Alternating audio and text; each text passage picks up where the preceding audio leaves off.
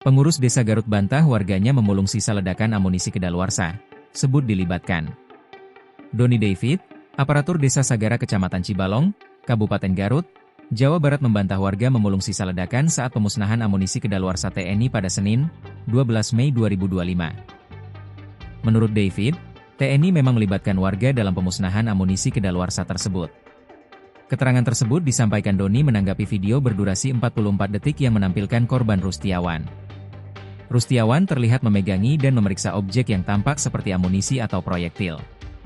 Ia duduk di tanah dengan posisi membungkuk. Dia mengenakan pakaian lengan panjang bermotif loreng abu-abu. Masyarakat memang dilibatkan dalam proses itu, bukan hanya menggali lubang, tapi dari mulai memilah hingga menyusun, ujar Doni kepada tribunjabar.id, Selasa, 13 Mei 2025. Ia menuturkan, sejumlah warga selama ini memang dipercaya membantu TNI dalam setiap proses pemusnahan. Doni menegaskan, kabar yang beredar soal korban tewas akibat memulung sisa ledakan merupakan informasi yang keliru. Dia menyebut selama ini warga memang dipercaya oleh TNI untuk membantu proses pemusnahan. Kami dari pemerintahan desa tidak menerima warga kami dianggap memulung. Tidak mungkin memulung karena lokasi tersebut dijaga ketat. Apalagi saat kejadian kan anggota TNI juga jadi korban, ungkap dia.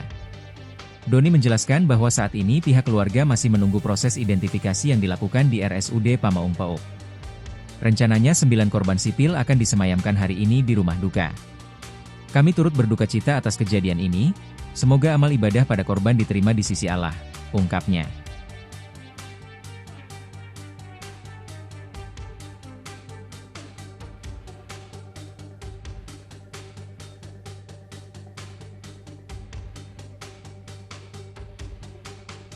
Download Tribun X sekarang, menghadirkan lokal menjadi Indonesia.